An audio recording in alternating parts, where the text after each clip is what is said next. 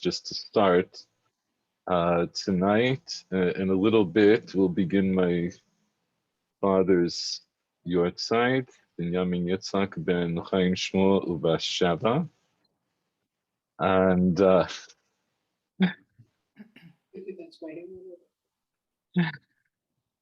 And it's in this shir is dedicated in his memory.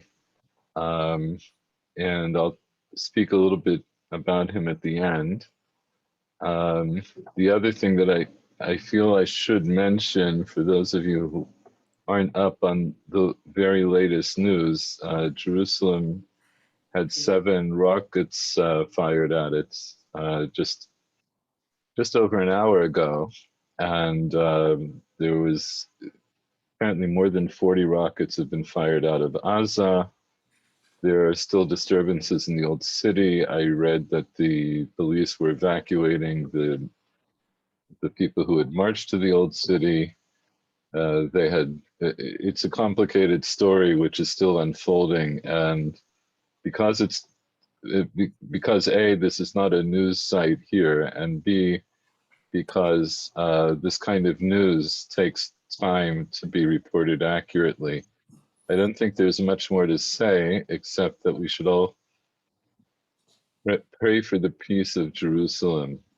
Things are not very good right now, and we hope that they get better soon. So with that, I want to begin.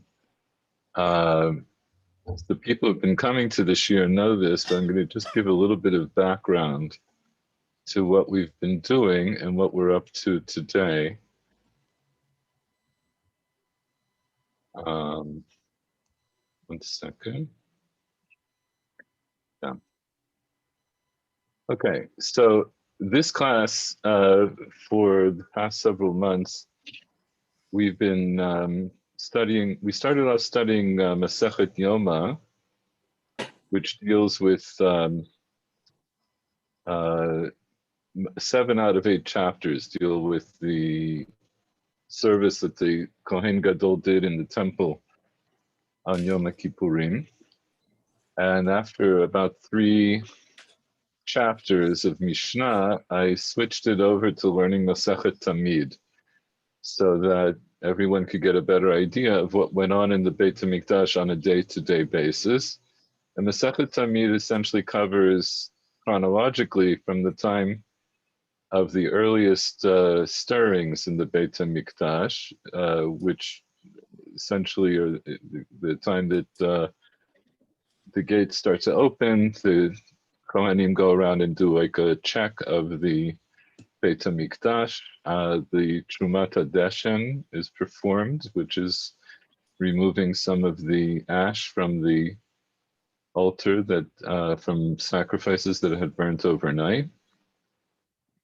And then begins a whole series of events of the avodah that's done in the Beit HaMikdash every day. For those of you who are interested, or you may already know, if you like to daven with very full davening, the order of what was done in the Beit HaMikdash, one of the versions of that order is brought down in the Sidur, in Korbanot, and it talks about Seder HaMaracha. It's Abaye, according to Abba Shaul, and it lists in very brief fashion all the things that were done. Well, I should say most of the things that were done, and most of it's talking also about the avodah that was done in the morning. Masechet Tamid doesn't actually cover the rest of the day. It covers the main thing that it's covering is the Korban Tamid Shel Shachar, the daily sacrifices brought every morning, and the Korban Ben Ha'arbaim, the Tamid that was done at the end of the day, is actually not covered in the Mishnah, and I promise the class that we will look at that, but it's a separate issue. What we're up to in the Mishnah, we actually finished the Mishnah, which is the end of the 7th chapter. And the very last Mishnah is one that should be familiar to everyone. And it lists the Shir Shel Yom. It lists the song that the Levim sang every day in the Mikdash. This was the song that they sang at a certain point after the Korban Tamid was on the altar, when the pieces of the um, of the animal was on the altar, the keves was on the altar burning, they would be singing. And of course, each day they sang a different song. And we're going to just review that quickly. And today we've been doing this for the last few weeks. We've been looking at each of the songs, and that is, each day was a different psalm from Tehillim, and we've been looking at them and trying to understand the relationship between that particular psalm and that particular day of the week. So just before, in the next to the last Mishnah, it talks about, just a second, it talks about the what happens in the case that when on a regular day, when the Kohen Gadol, if he decides that he wants to put the limbs of the animal onto the altar, it describes that, and then it describes right after that, the Dibru Halabim Bashir. There would be a sound that was made, and then that would be a signal to the Levim to start singing. And the Mishnah here then tells us the songs that they sang each day. So this Mishnah, we know it also from the liturgy. It's something that is said on Shabbat after Musaf, along with Pitumak Torah. Shir Shel Yom Omrim B'Mikdash, the song that the Levim said in the Mikdash. B'Yom HaRishon Hayu Omrim Hashem Ha'aretz Umlo'a Tevel V'Yosheh Ba. So on Sunday they did Hashem Ha'aretz Umlo'a. On the second day, on Monday, they did Gadol Hashem Umlo'a Me'od. And the Tuesday they did Elokim Nitzav Dat Kel. On Wednesday they did Kel Mekamot Hashem. The Chamishi on Thursday, which is the one we're going to look at today. Harninu Elokim Uzenu. Bashishi Hayu Omrim Hashem Malach Geut Lavesh. בשבת היו אומרים, מזמור שיר ליום השבת, מזמור שיר לעתיד לבוא, ליום שכולו שבת מנוחה בחיי העולמים. So it just happened that we're on the fifth day. Anyone who's interested, you're welcome to join us. I will say the most maybe compelling one is this one about Shabbat, which we touched on before, and we're going to go into some depth about what this Mishnah means, but not today. So the the other place that we looked at, actually, hold on a second. Yeah, the other place we looked at, there's a Gemara, Masechet Rosh Hashanah, where there's a Braita that's brought down, and it gives a very brief explanation about why each psalm was said on each particular day. So I want to look over that quickly, and then we'll move on to the psalm that we want to examine. So here, this is in Rosh Hashanah, Daf Lamed Aleph Amud Aleph. Tanya, Rabbi Yehuda Omer Mishum Rabbi Akiva. Rabbi Yehuda said in the name of Rabbi Akiva, Barishon Ma Hayu Omrim, what did they say on Sunday? Lashem Ha'aretzum No'ah, Hashem Shekana V'hikna V'shalit B'olamo. So the reason they sang that song is because Hashem took possession and gave possession, and he ruled over his universe. So let me just pause for a second to give a little bit of a wider explanation. The idea here is that each day in the Beit HaMikdash is going to be in correspondence to the days of creation. And of course, we know there are many type connections between the Mishkan and the Beit HaMikdash and the creation. And this is one of them. That is that there's an implication here that by doing the service every day in the Beit HaMikdash, we are recalling what took place in that corresponding day in the creation in Breshit.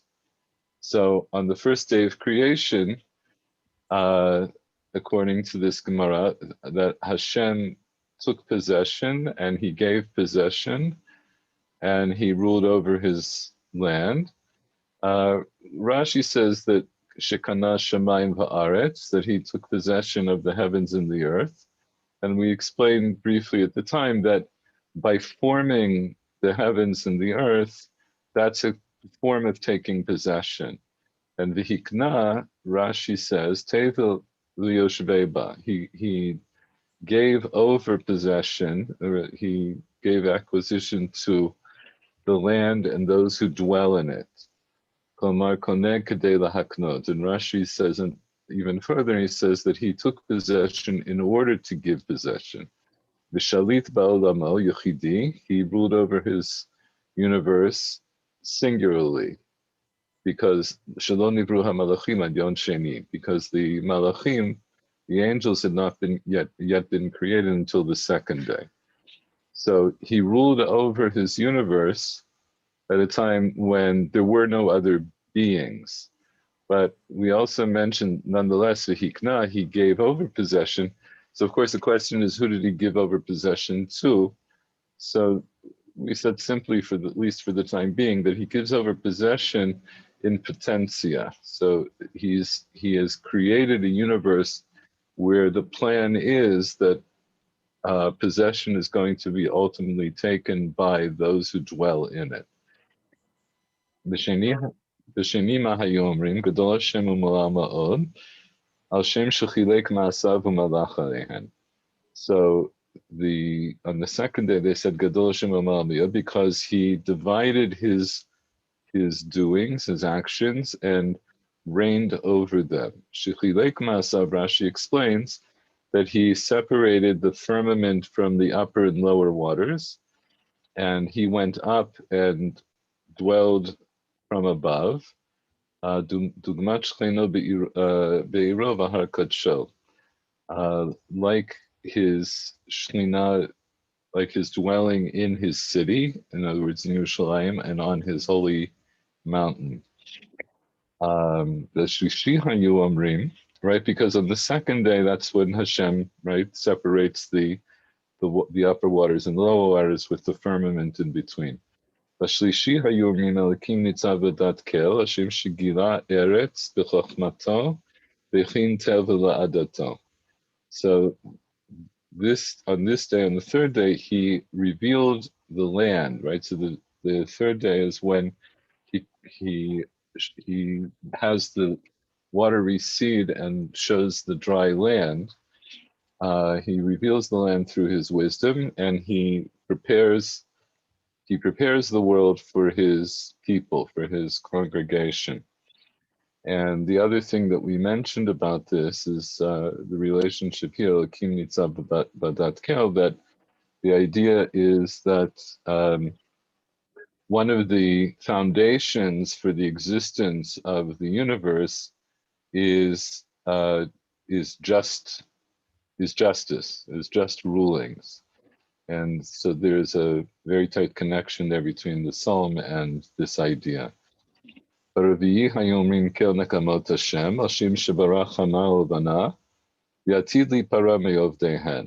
the fourth day, when the sun, the moon, and the stars are created, we say Kel Nekamot Hashem, because that's the day that he created those things. And in the future, he will punish those who worship them.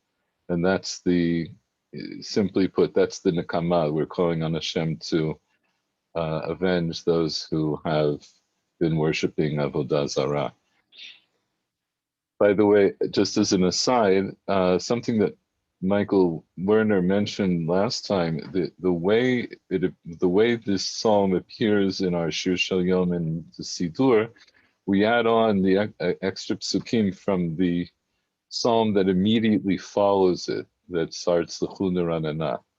And I just want to say, I've been trying to figure out when exactly that happened. I don't know if any of you maybe know it, if you have any insight into that. I haven't been able to find it. I went through a lot of Rishonim and some Achronim, and I have to try to dig through some old Sidurim if I can online.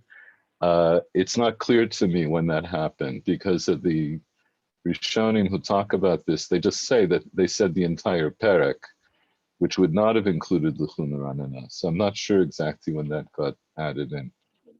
Or Shira, maybe you can look it up. You said you have a book about history of Tefillah. Maybe he speaks about it there. I couldn't find anything right off when I dug a little bit. I couldn't find anything yet.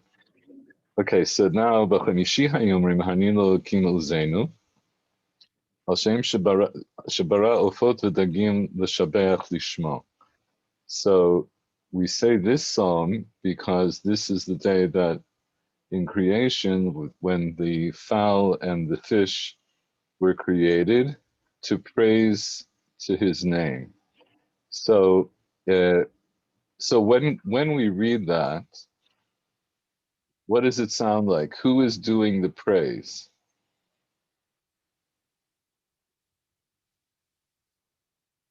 Fish and fowl.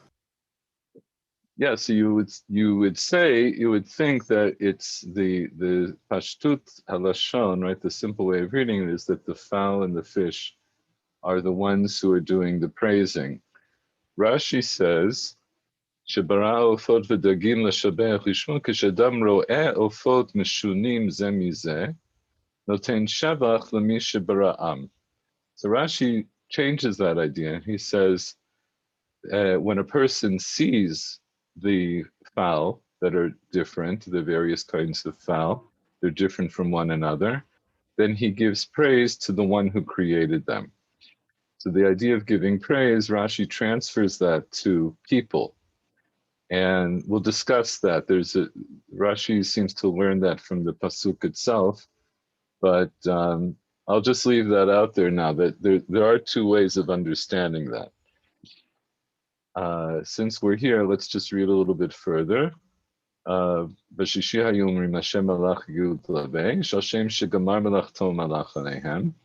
Because on the sixth day, Hashem finished his melacha and he reigned over them. And then on Shvi'i, on Shabbat, he says, Mizmor Shir Yom Shabbat, Liyom Shekulo Shabbat. And in the Girsah that we have in the Mishnah, in the version that we see in the Mishnah, it says, Liyom Shekulo Shabbat Minucha L'chayei Ha'olamim. A day that is entirely Shabbat, and that is Shabbat, rest for, and here there are different Girsaot, and as I said, we'll talk about this later. Either it's rest for, for a life of eternities, or else it's l'chayei, to the one who lives eternally. It's rest for Hashem. And we'll leave that discussion for now. So let's go back and look at the particular pasuk that we're in, the particular psalm that we're interested in, which, hold on, here we go.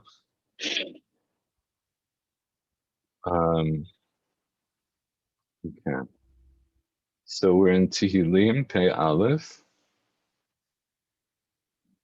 Well, let's try to understand this parak of Tehillim on its own, and then see how we can relate it to what the Gemara says the reason is for saying it on Thursday. So it says, Lamnatzecha hagitit la'asaf, and I will lean on the English translation here for brevity. For the leader upon the Gitit, the Psalm of Asaf. This term, al hagitit, there are several different explanations for it. Some people say that the gitit was a musical instrument. Some people say that it was uh,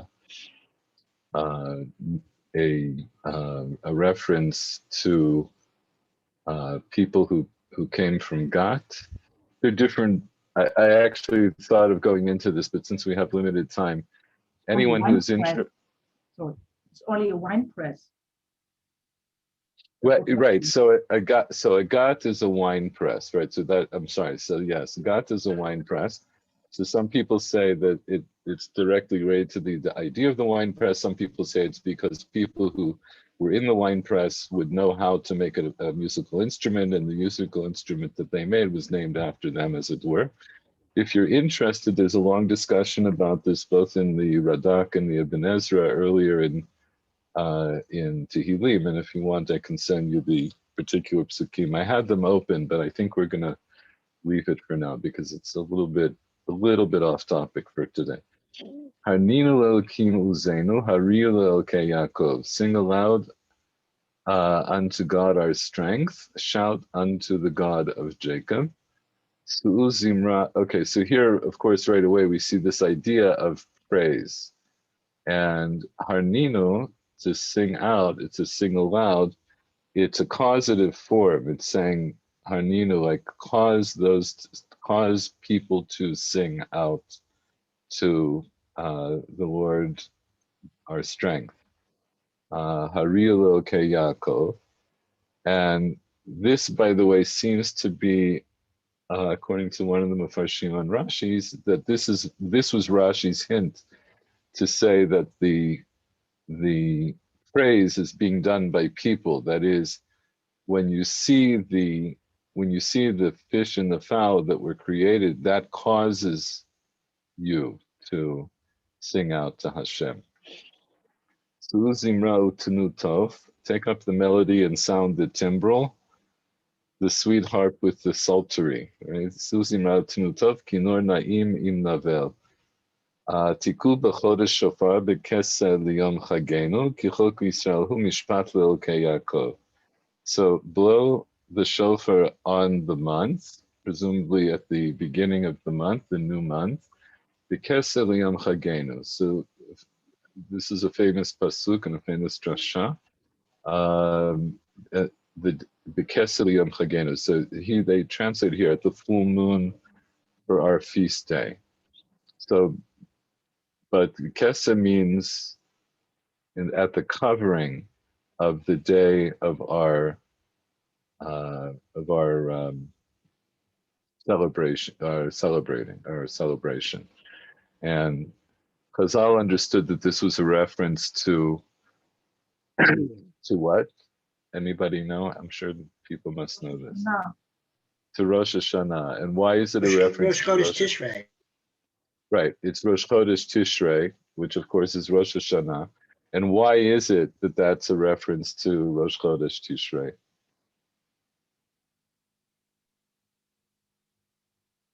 We don't mark Rosh Chodesh Tishrei. So therefore what? Therefore what? What does it have to do with the pasuk?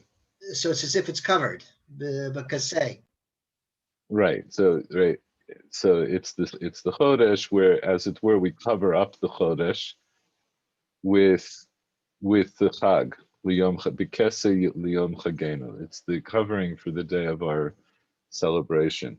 And this also was the Shir Shel Yom that was said for Musaf on Rosh Hashanah. And there's a discussion in the Gemara, what happens if Rosh Hashanah falls out on Thursday? And I think we'll get to that, but not today. Because you weren't supposed to repeat a Shir when you were in, the Levim didn't repeat the Shir the same day. You remember that when we learned Rosh Hashanah, there was one of the problems that they encountered when it wasn't clear when Rosh Hashanah was going to fall out, that they could screw up the Shir, right? That the Shir could be screwed up if witnesses came on the 30th of Elul to after they had already brought the Korban Tamid. So they already said the Shir, but now retroactively they understand that the whole day was Rosh Hashanah and it screwed up their Shir. So yes, Ki chok Yisrael hu mishpat le'elkei Yaakov. There's a statute for Israel, an ordinance of the God of Jacob. So what is a chok Yisrael? What is a mishpat le'elkei Yaakov?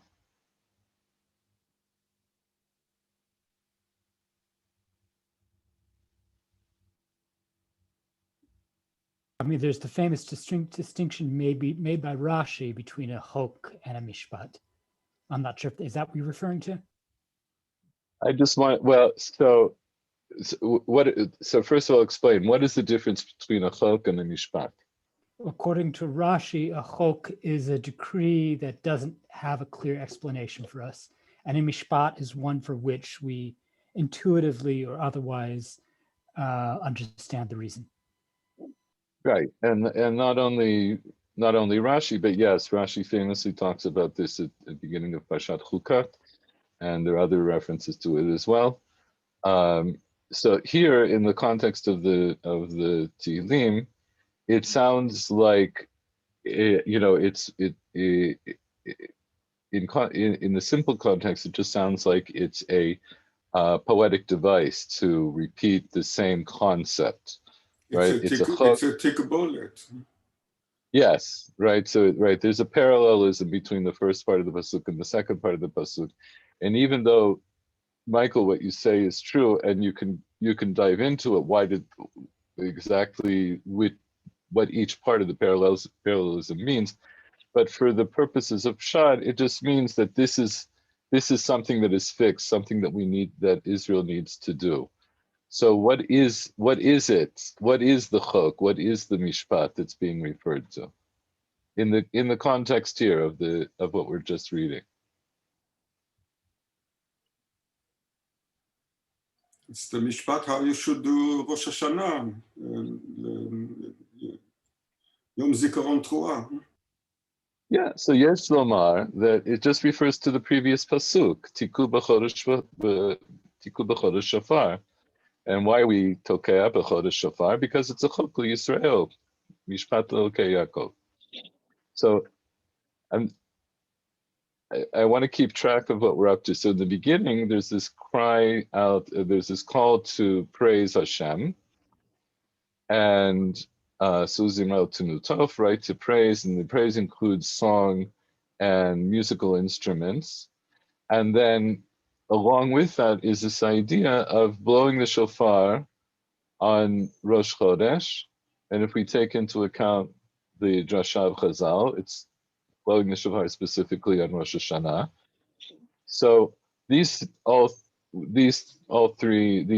psukim seem to fall in a certain line. They're talking about praise through singing, and praise through playing musical instruments. And then we have, on top of that, we have the shofar, which is a musical instrument, which we know the Torah itself mandates for specific ritual purposes. And it could be that all of these things are chok Yisrael.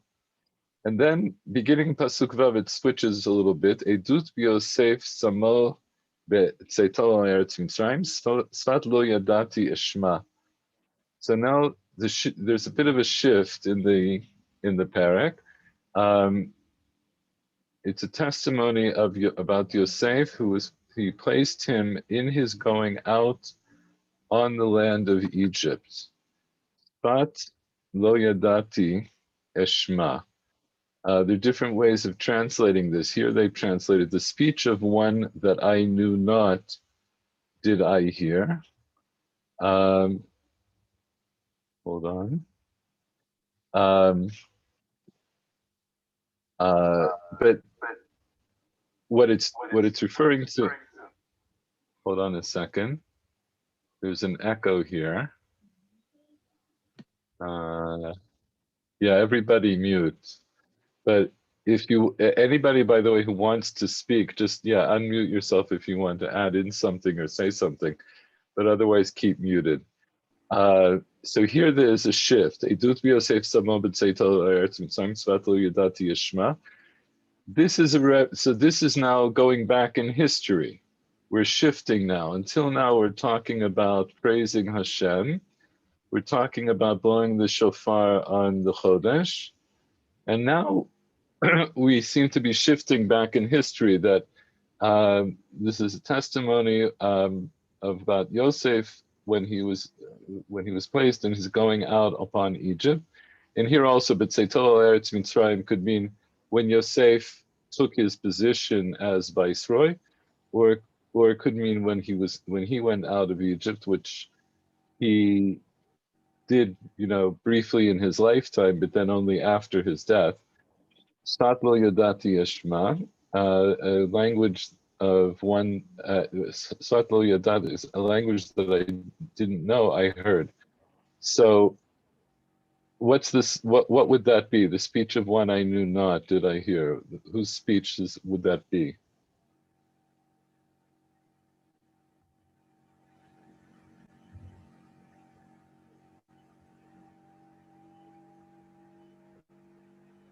We're talking about Yosef going to Mitzrayim. So, what might you say?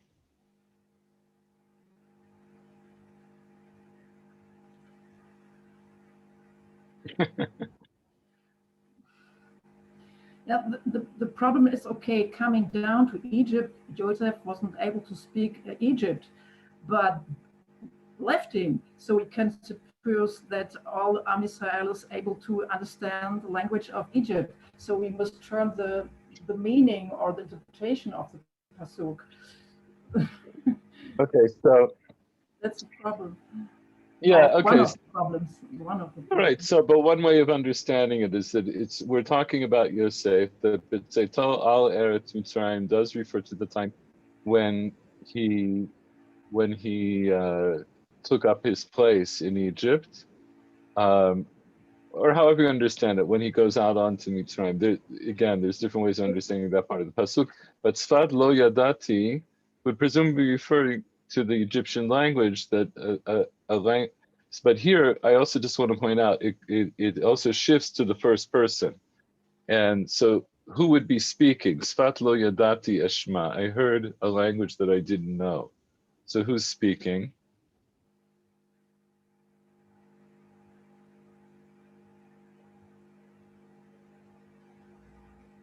I'm going to hold that question for a second. Let's read a little bit further. Well, I mean, I could. Sorry. I see two possible explanations there, unless you just want to continue on. You can go ahead. So, it could be either Yosef, that particular passage, either could be Yosef himself. There's also, of course, the moment when Yosef's brothers see him and they don't recognize him, and he's pretending that he actually speaks. Okay, yes, that's true, but of course we haven't actually introduced Yosef's brothers. So I think the simpler pshat is what you said at first, that it's as it were, this is what Yosef said. He said that he when he came down to Egypt, a language that he didn't know he heard. Eshma, by the way, I didn't think I found this yet in one of the Perushim, but Eshma could also mean understand, right? Shema Yisrael, it's to listen, to pay attention. And either way, it's saying that at this point we're talking about Yosef in Mitzrayim, and a language that he didn't know he heard. Either he heard and he didn't understand, or he heard and he did understand it. Bonagid. But we'll see, I think, another possibility when we continue. Hasiroti misevel shichmo, kapav midud ta'avorna. I removed from burden his shoulders, or I removed his shoulder from the burden, is the way they translate it. It sounds more like Hasiroti, I took away from his burden that was on his shoulder, and I freed his hands, or made his hands pass out of the dud. A dud would be, here they translate as basket, but a dud is also like a pot or a kettle. Yeah, and Paul, I see you shaking your head. You know what? I also looked in the more recent translation, the JPS translation. They also used basket, but in all the classical texts and Targumim that I saw, I only saw it as a dud the way, basically the way we understand it now. It's a pot. It could be a clay pot. It could be a metal pot. But lo yodea. So I What? found also the translation of kettle. Yeah, kettle would be reasonable. And here, like you see in the Targum Ktuvim, it's kidra, which is like a kedera. It's a pot. So, Okay. it's a crucible, not nachon? No, not necessarily. No, it's something you cook with. Is that something that you were thinking of particularly, or just was that an educated guess? It was an educated guess because that is something that a slave doing heavy labor would be Likened to. Okay. Yeah. Okay. So it's an interesting idea. I've never seen the idea of a dud or kedera as being understood as a crucible, but I think it was a good educated guess. And I see my daughter Tiferet is here. I didn't notice her before. Hello, Tiferet. She can't speak because I think she's driving. But okay, so now that we said this,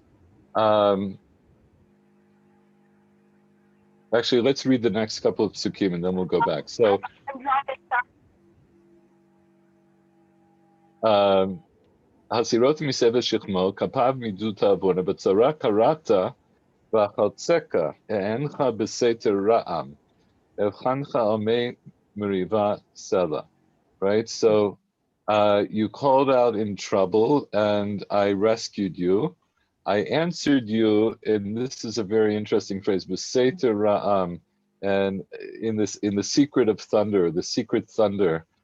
It's not clear exactly what that means, but bonagid, evchancha omei meriva, and I tested you on mei meriva, on the waters of Meriva. Shema miva idabach, listen to me, my nation, and I will testify to you. Yisrael im tishmali, Israel, if you will listen to me. I want to come back and explain this a little bit better for a second, but okay, but who's been speaking here from when it says Hasiroti misevel shichmo, these psukim, who removed the burden? Who's speaking? Who's talking from Pasuk Zayin on? Kadosh Baruch Hu. It's the Kadosh Baruch Hu.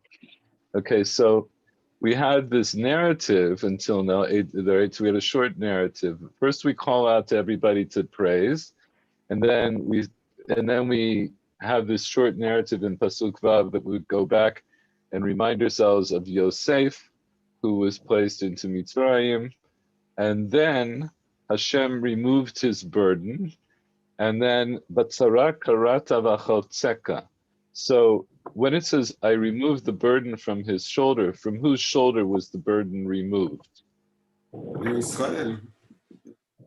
Bnei Israel. Yeah, it's everybody. Right? I'm sorry, hold on a second.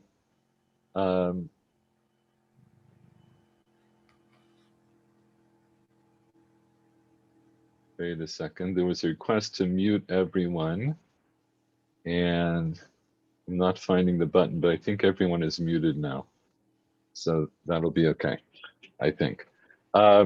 Yeah, so presumably it's Israel. So in other words, here, Yosef, we can say the diavad that this is not just a reference to Yosef, but Yosef as being the spearhead of the nation that went down to Egypt, and that then all of Bnei Israel were there, and then ultimately Hashem removes the burden from all of Bnei Israel, and meaning what? That means he takes them out of Egypt. But Tzara Karata, then you called out in trouble, and I saved you. And Ebchancha Mei Meriva. So right, this is a very specific reference to Mei Meriva after they come out of Egypt.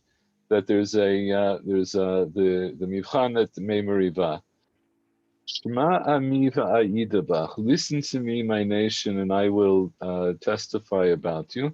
Yisrael im tishmali. Israel, if you will listen to me.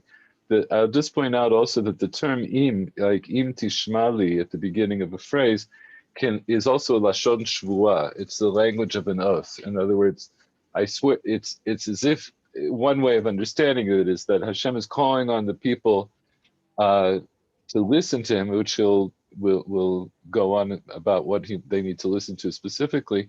Im tishmali, that is, as it were, it's like the beginning of an oath, that if you will listen to me, lo yiyeh b'cha kel zar, v'lo tishtachave le'el nech, I said kel nech, lo yiyeh b'cha el zar, v'lo tishtachave le'el necha, right? You should not bow down to a foreign God, and you shouldn't bow down to a strange God. Anochi Hashem Elokecha ha'ma'alcha mi'eretz Mitzrayim ha'chayef picha ba'amalehu. So that it's very clear, right? Hashem has been talking, and he says, "Look, I'm the God that took you out of Egypt, that brought you up out of Egypt. Widen your mouth, and I will fill it." What will Hashem fill it with? What does he mean that he'll widen the mouth and fill it?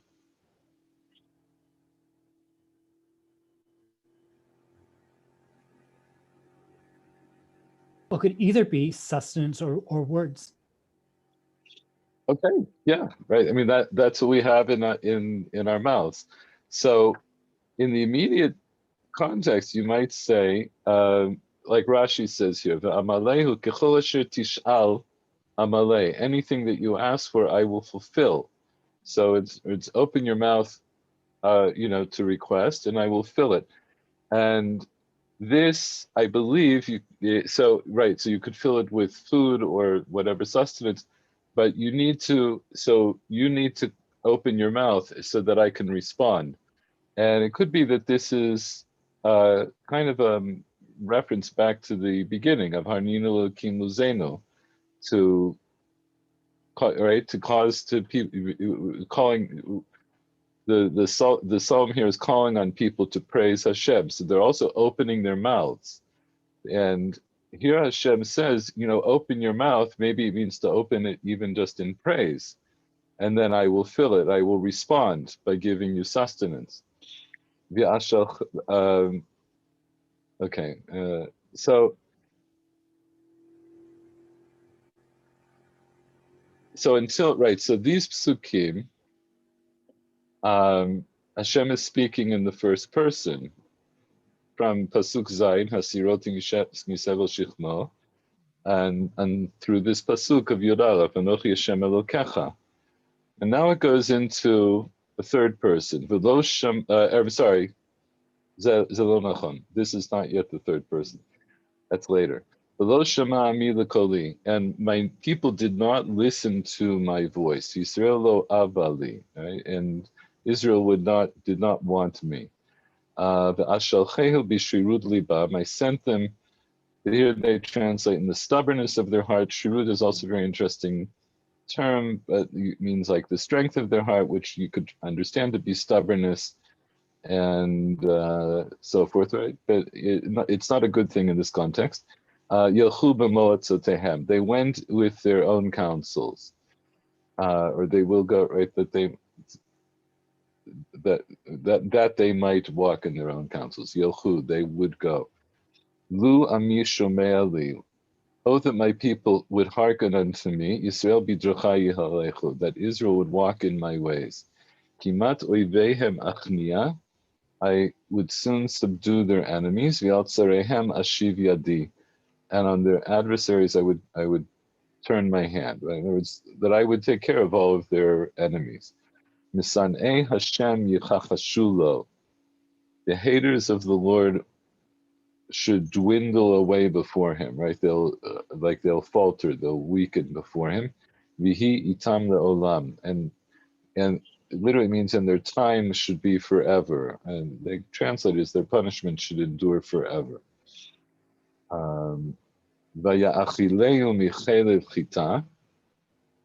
And they should also be fed with the fat of wheat. Umitzur devash aspiyeka, and I will satisfy you from the. I will satisfy you with honey from a rock. So let's just put this last bit together.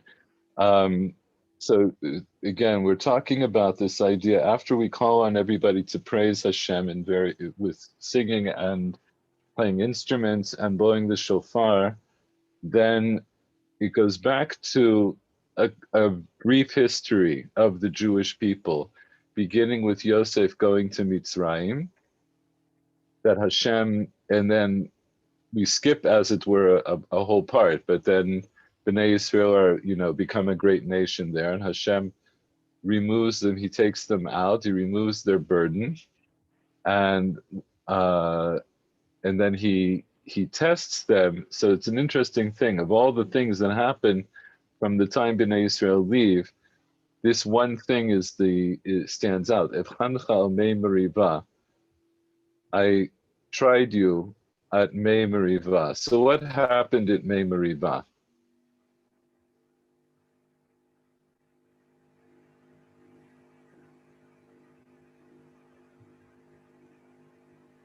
If I recall, these are the waters that were bitter, and the people complained, and so God told Moshe to throw some bitter wood into the water. Am I getting these waters mixed up with some other waters?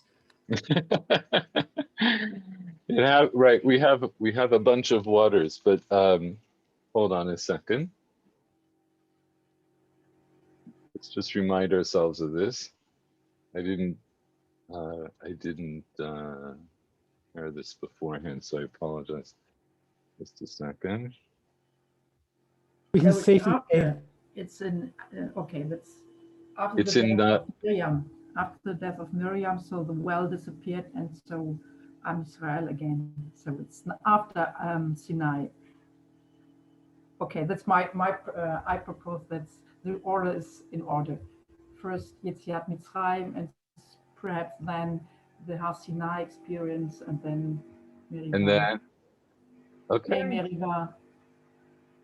Hold on a second.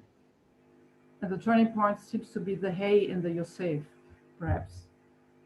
And then from then until the end, we have Hashem speaking. So perhaps the hint is a remes in this. Why is Yosef written with this hay? That's okay. I want to. Yeah, I skipped over that, but we can come back to that. So yeah, just to remind us. So perhaps. this is right. So this is the Meriva, right? Because we have different water incidents. So this is the water incident that takes place at the end of the time in the Midbar. This is the very end. It's in the end of the 40 years, and this is where the people are crying out for water. And so Hashem says to Moshe to go and gather all the people and to speak to the rock, to speak to the Selah. And what does Moshe do? He strikes it. And Vayomer Hashem al Moshe Aaron Yan Lohem Mantem Bi, and so forth. This is where Moshe and Aaron get punished for their actions. And at the end of the story, it says, Hema me meriva, asher ravu b'nei Yisrael et Hashem. So these were the waters of meriva, of argumentation, that b'nei Yisrael argued with Hashem, or went against Hashem, v'kadesh ba. So we're not going to examine this whole thing here, but I think it's important to point this out, that the incident in question that Hashem, as it were, is concerned about. Why isn't this coming up? Oh, I know why. Hold on a second. Yeah.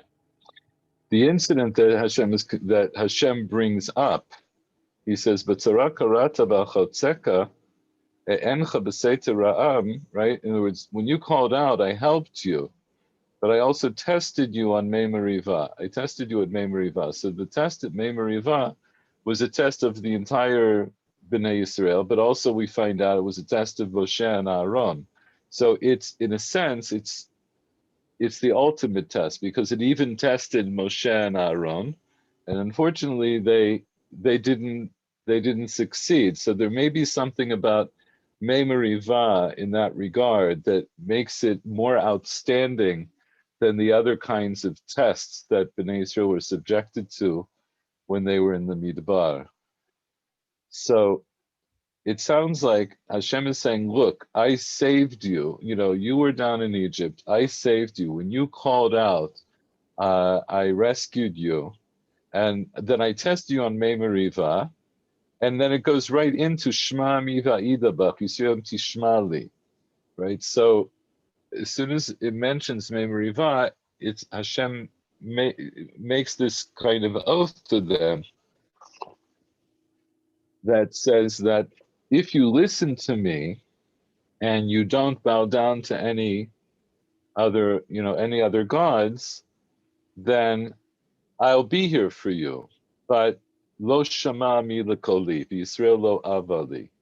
So when Hashem said, when it says Shma ami va'ida bach Yisrael tishmali, when did this happen? When does Hashem say to them, lo hiyabacha el zaro tishtachaveh el nechar?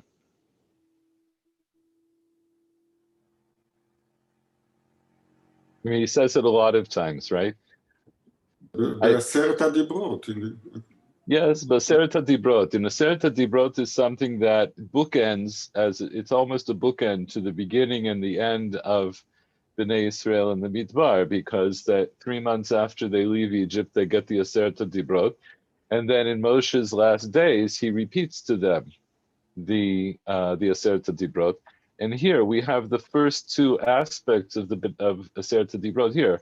It goes a little bit out of order, right? But it says, "Lo yabecha el nechar," right? So this is the not to bow down to any other gods. And then Anochi Hashem Elokecha, which is the first dibur.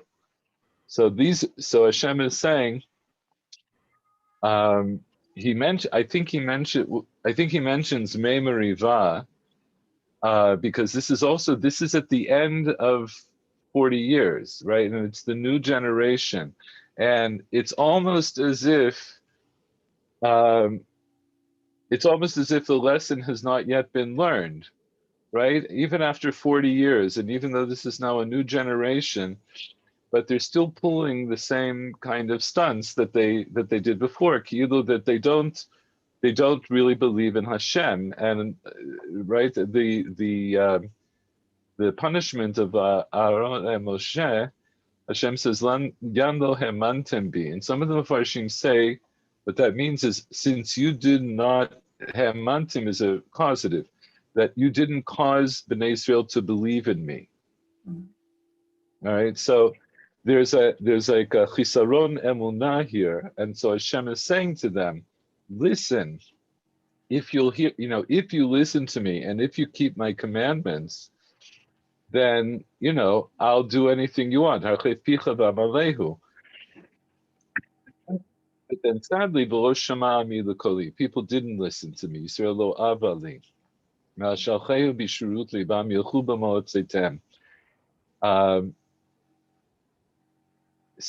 Hashem, as it were, says, look, okay, then, you're on your own, as it were. But if they would listen to me, I would conquer all their enemies. I would take care of all their enemies. At the very end, when it says, they should also be fed with the fat of wheat and with the honey out of the rock. Would I satisfy thee? So who would that be? Who would get the ched of chita and who would get the dvash from the tzur? Bnei Yisrael, right? Presumably, right? In other words, it doesn't mean Mesanei Hashem, right? Because right before it says Mesanei Hashem Yichach Shulo, that the haters of the Lord should dwindle before him. So those aren't the people who are going to get the ched of chita. This is a continuation that Hashem is saying, if you would listen to me, then you would get all, I would take care of your enemies, and I would give you this very bountiful sustenance, right? You get ched chita and dvash from the tzur. You can. Yes.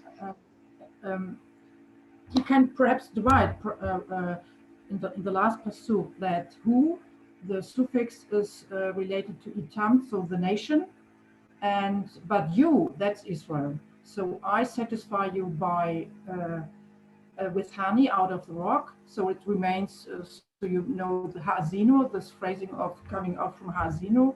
So Israel became this Hani out of Misilah, out of the rock. Here is Mitzur, Misilah. And Achilehu, referring to Itam Le'olam. So Itam is the fate of the nations. So at the end of the day, perhaps we have satisfying of nation, but only by wheat, and more sweet honey for Israel. So it's also possible to divide, because we have you and we have they. You have they. It's who. The suffix of Achilehu, and who, it's not ourselves, could be connected and related to Itam. So in the pasuk before. Yeah, very good. Honestly, I didn't think of it. I'm glad that you mentioned it, because I did want to point out that the pasuk itself is divided sort of grammatically, like you say. And in the end, we have a promise also for nations. So in the Messianic time, in the time of Messiah, so after the late battle between Gog and Magog, whatever, so we have also promises from Hashem related to the nation, if they are buying on following and whatever. So perhaps in the pessimistic, in the optimistic view and perspective of the times coming up in the end of the days. So perhaps,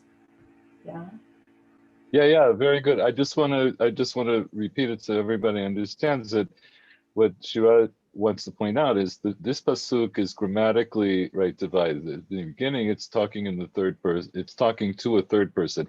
I will feed them the fat of the wheat, and I will satisfy you from the dvash, from the honey.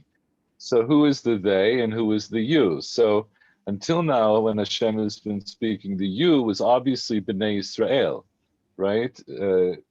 We would think. And then by Yachilehu, giving to them, so who would it be left? It would be Misanei Hashem. It would be the Oivim, it would be Misanei Hashem. So maybe what it means is that Misanei Hashem Yichachashula, I was thinking about this not because of what you were saying, but something else. So this idea of Yichachashula, right, means that not that Hashem is going to destroy them, that he's going to have them weaken and and kind of fade out or falter.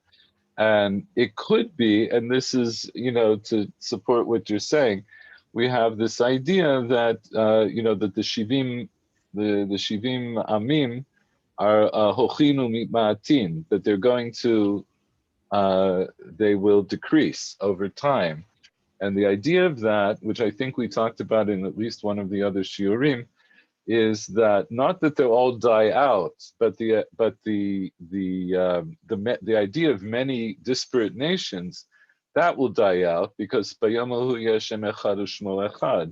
ultimately there will be, everybody will recognize the one God. So it could be, to support what you're saying, that ultimately that the nations who are haters of Hashem will ultimately, they will falter, but eventually in some kind of end of days scenario, they will also be sustained when they recognize the one God. It's actually adding a lot in, and so I don't know, but it is based in the grammar to some degree. Shira, did you want to add something? Oh, okay. I thought you wanted to say something. Okay, so but actually I do want to ask you, so did you want to say something about the extra hay in Yosef? I wasn't necessarily going to go into it, but since you mentioned, did you want to say something? Yeah, so I guess everybody saw that there's a hay in additional hay or a hay inserted in the Yosef. So it's not a chance to say it would be hay sof. And so I found a lot of explanation about the understanding of languages by Yosef. That. Okay. So this that. About the 70 nations that Yosef in the beginning was not able to understand, Eshma and the Lishmoa in the sense of understanding. And so until an angel or in this prison give him the hay, so the name, and to decipher all these languages and the dreams.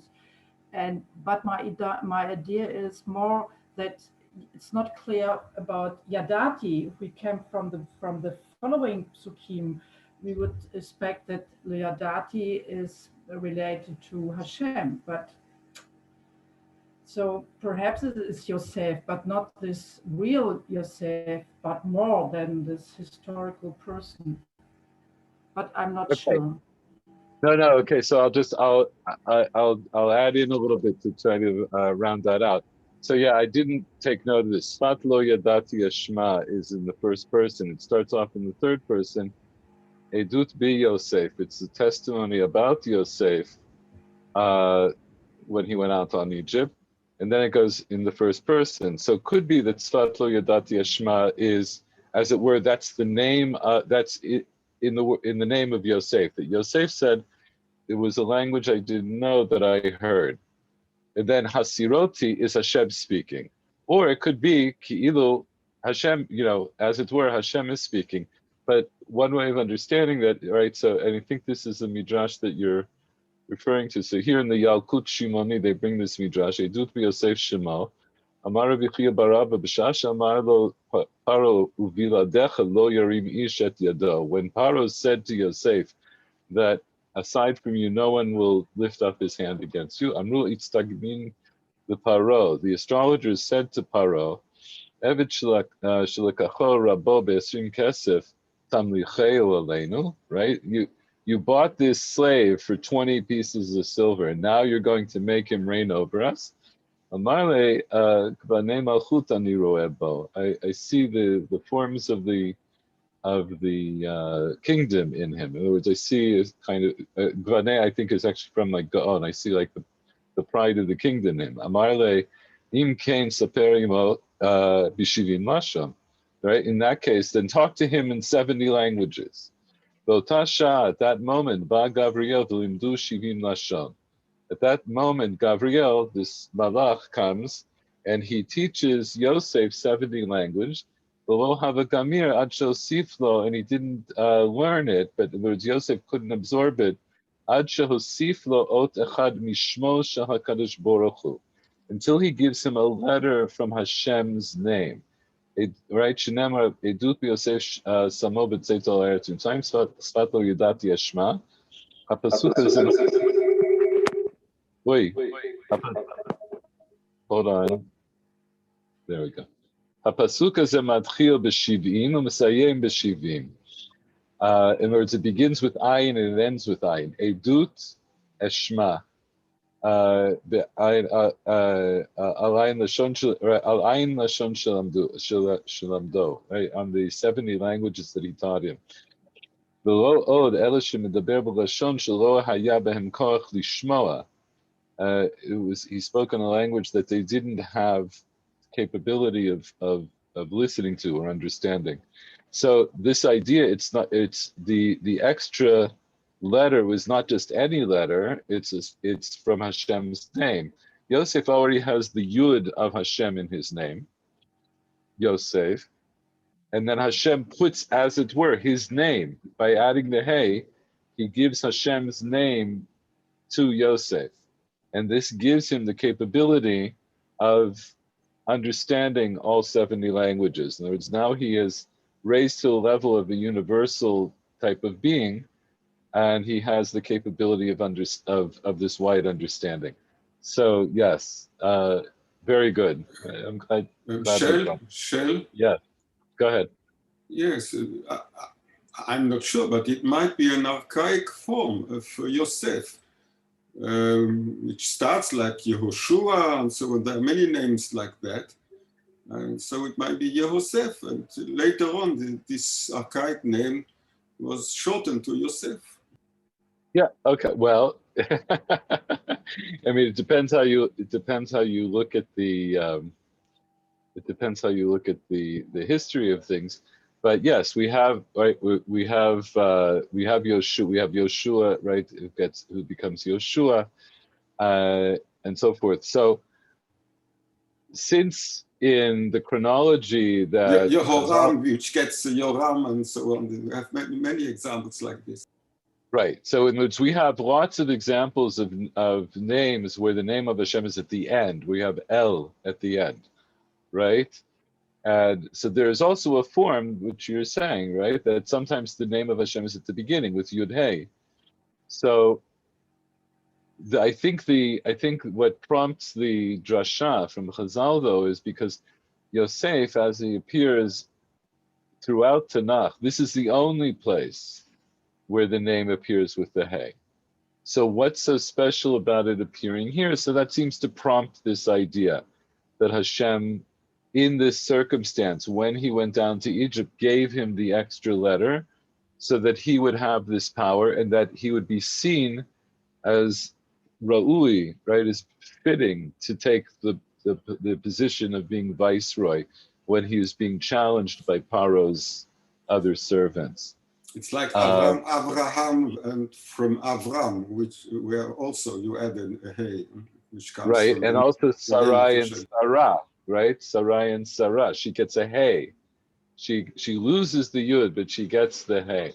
And so there's so hey seems to be a letter of addition, and in this particular case, it would seem fitting that it's yud hey, and it's as it were, Hashem is giving him his name.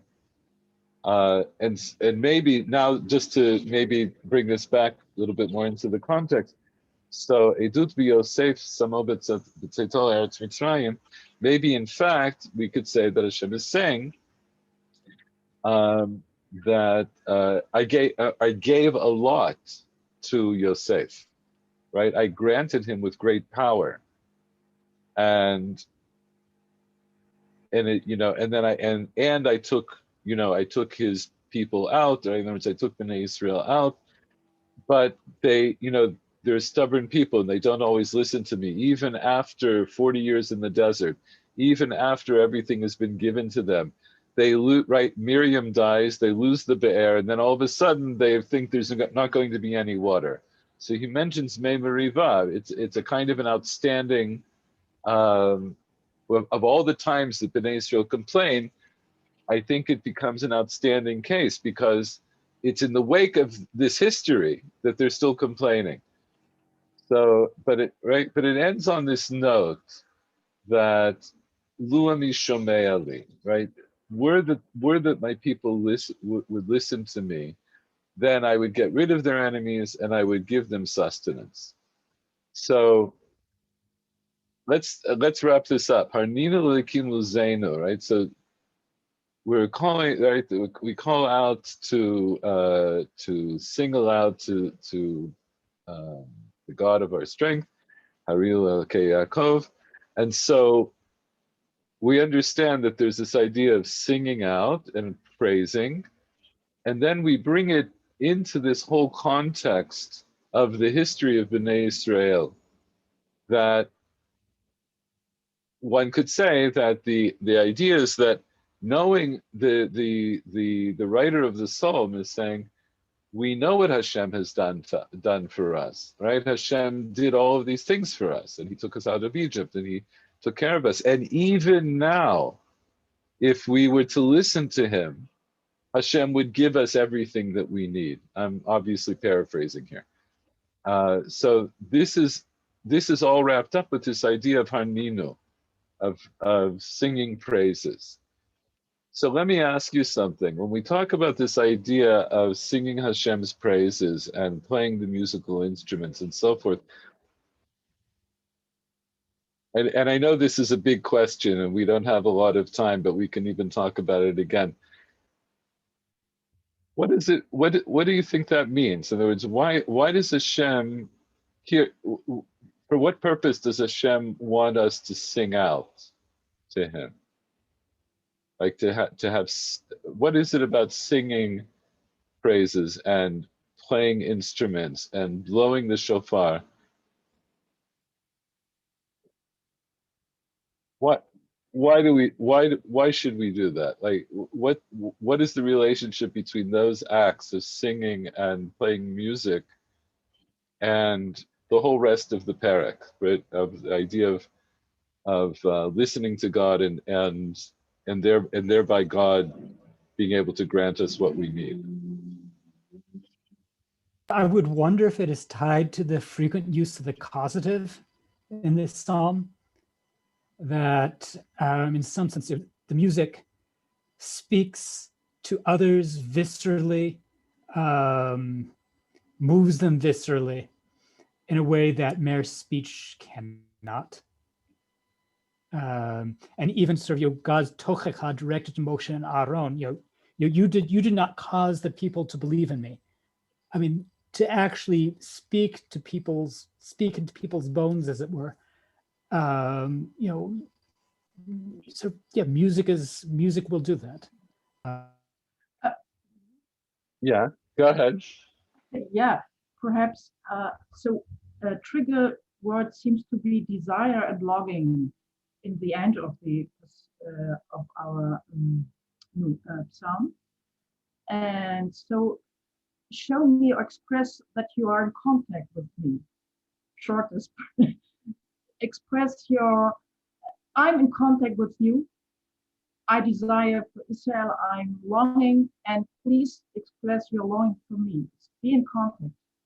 And to express being in contact, praising and dancing and singing and so. So the key word of the problem is I'm in contact. I did so much for you. I'm be a leader, you're a lawgiver, and whatever. And please show me that you are belonging for me. So because in the end, more and more the problem seems to be lishmoa, shirirut, all these terms about longing and desire and being in relationship and contact. So, although shrirut libam is brought sort of in a negative context, right? Right. You're only following the desire of your heart and your counsel, but that's not true. Be in contact with me, so I will show you. And yeah, that's it. Always the problem is being in contact, being in a relationship, desire and longing. Yeah, so I mean, does anybody else want to say anything? I mean, I think these are all good things. I have my own take on it. I would just maybe add on a little bit. Yeah. But I think in some sense we can also understand the hey in this light, the additive hey. First, that the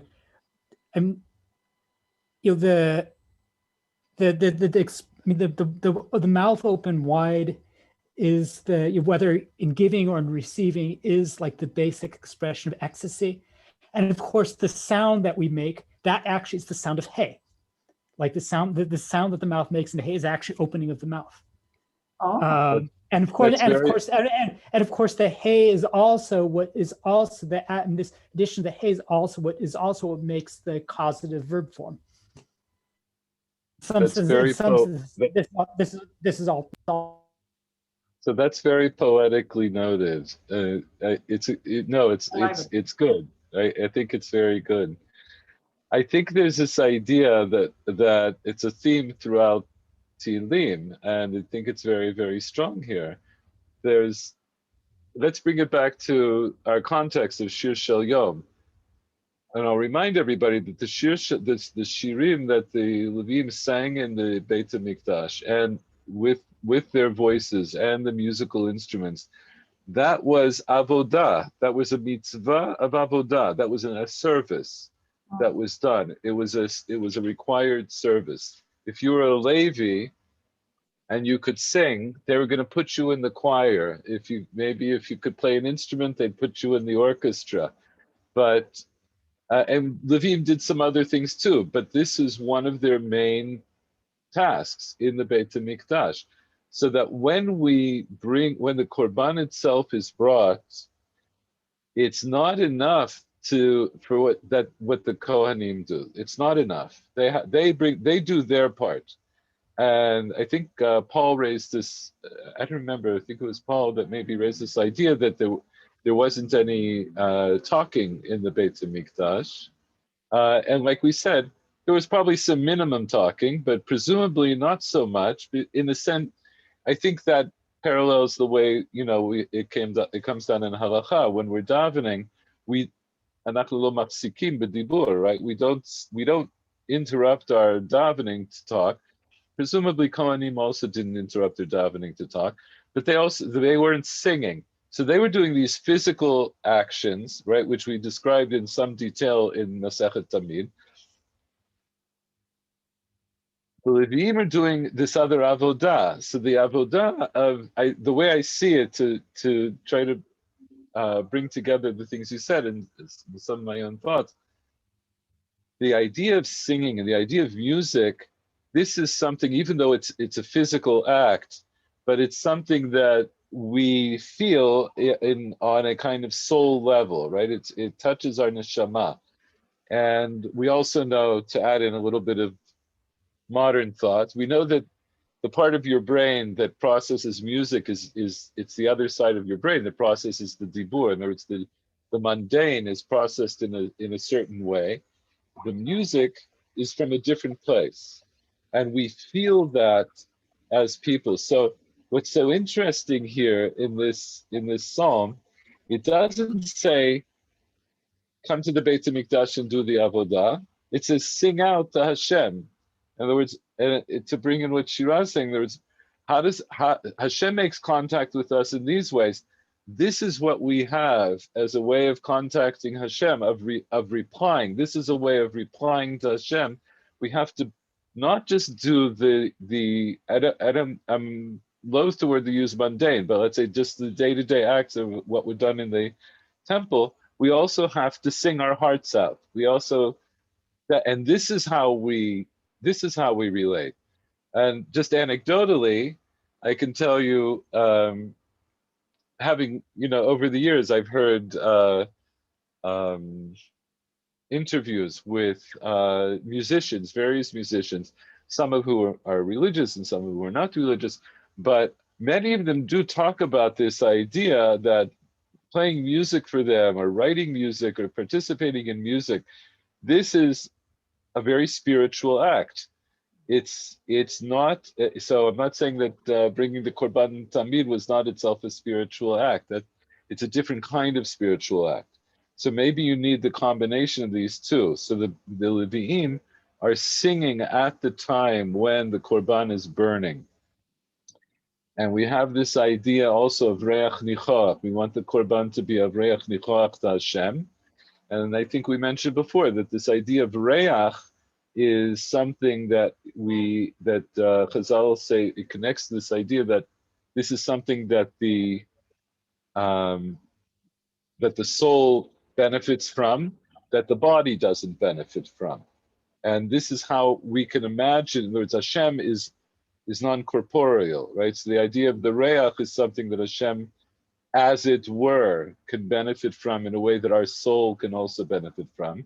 And I think there's something also about music, about singing out, about praising, that also touches us on this kind of spiritual and soul level.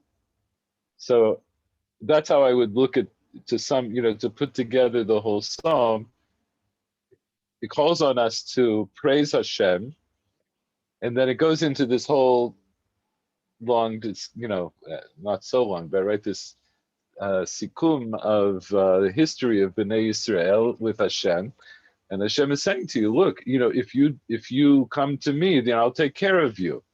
So how do we come to Hashem? Harninu Hashem Elokim Ozenu. You can sing to me. This is a way of connecting to Hashem in a very direct way. So how does this fit into this idea? Let's go back here.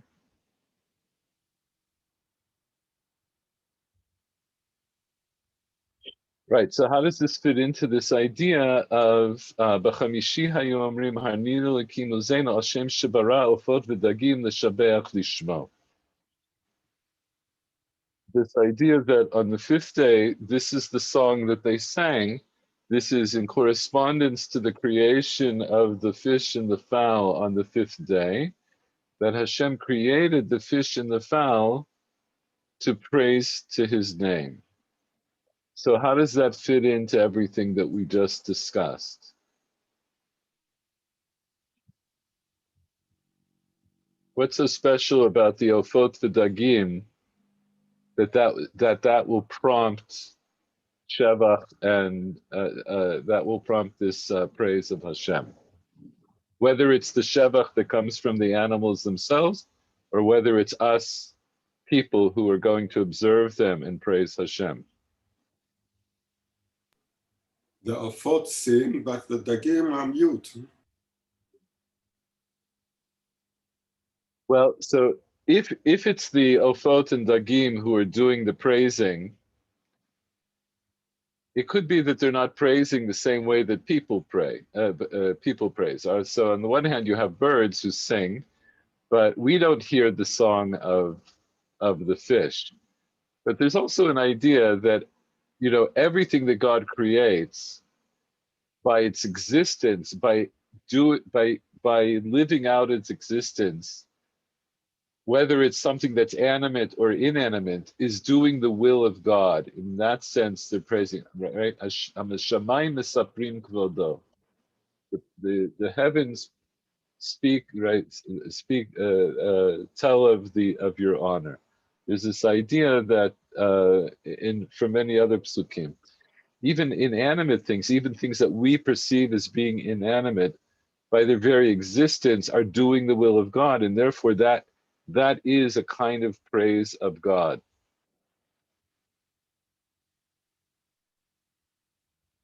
But I'll go ahead.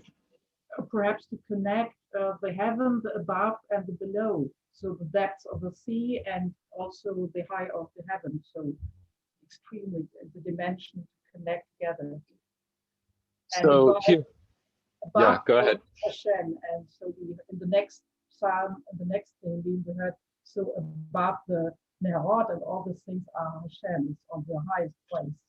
But here it seems to be fish is at the depth of the sea, below the lowest place of creation, and the birds symbolize the highest, the top of the heaven, or the mind. Yafeh. So let's also just remind ourselves, one of the things that's outstanding about the fifth day of creation is the day, that's the first day that living beings are created. Yeah. In other words, life as we perceive life is created on the fifth day. And so I like very much what you pointed out. There's something similar. I saw something similar a bit in the Radak in his Perush on Breshit. That there's this idea, right, that Hashem has already separated the upper waters and the lower waters. He has revealed the Yabasha. He's revealed the dry land. When he creates the fish and the fowl, then he is saying that there is life both in both of these aspects of what I have now created. So yes, you have the fish below, and you have the birds above, right? And the birds soar above us. So it's kind of an all-encompassing thing. This idea, by the way, I'll throw in one other thing here. The Melechet Shlomo in his Perush in our Mishnah and Tamid, he understands it like this. It's really interesting. He says, "B'chamishi haninu elokim uzenu, Hashem shebara ofot v'dagim l'shabeach lishmo." He understands it to mean that it's the fish and the fowl that are doing the praising, not like Rashi.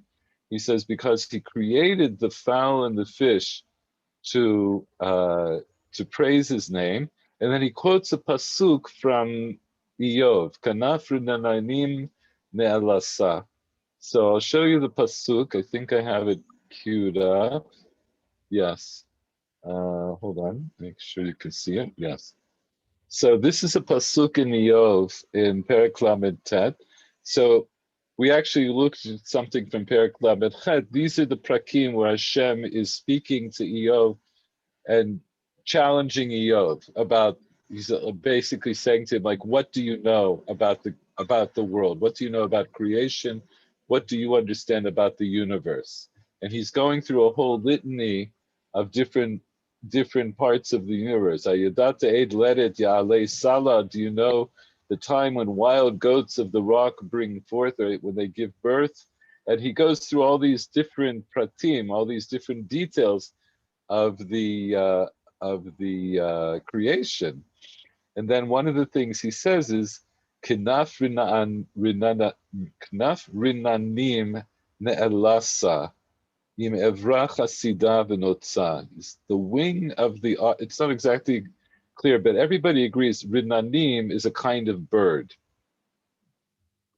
And ne'elasa, it's like from the lashon of alaz or alatz, right? It's like praising or to speak, to be joy, to speak in a joyful way.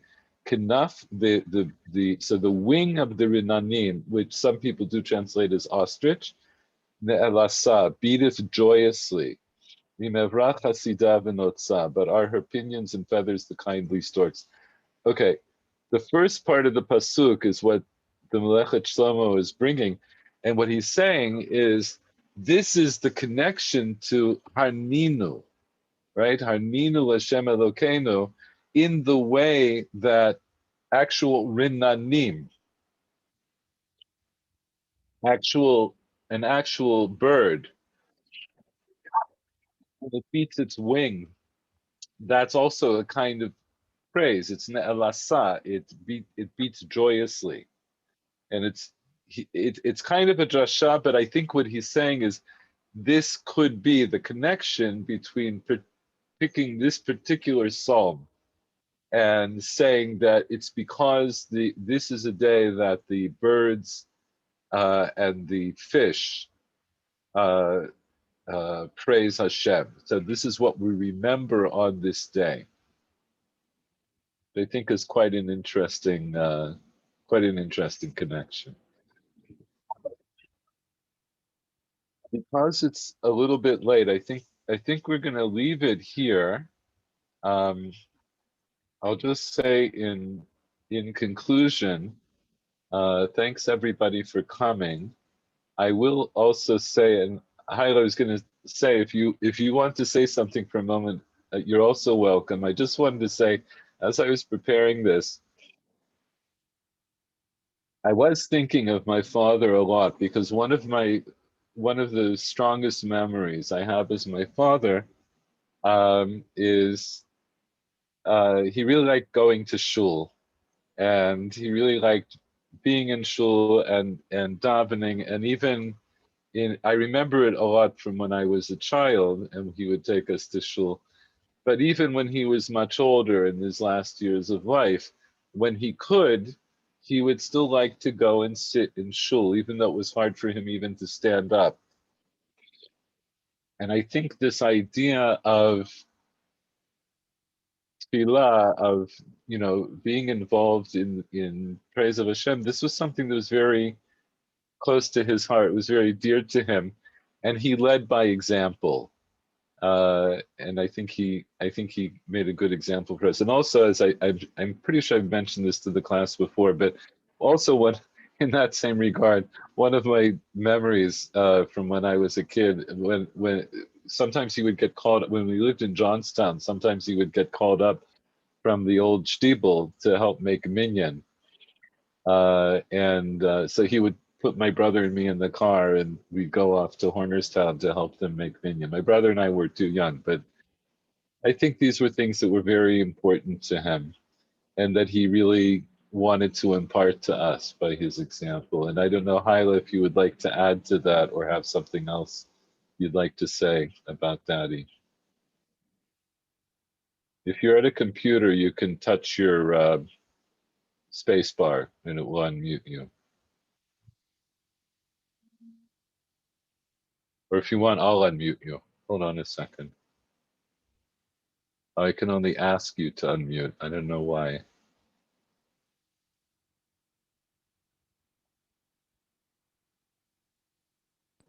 Hi. Okay, there we are. I can unmute Mom's computer. I don't know Oh. why, Okay. but yeah, what you said. Can you hear me? Yeah, we hear you. Okay, I can't hear me. Yeah, just keep talking. You're doing fine. I really can't hear myself, so I think I'm gonna stop talking. Okay. All right. That's fine. But thank you.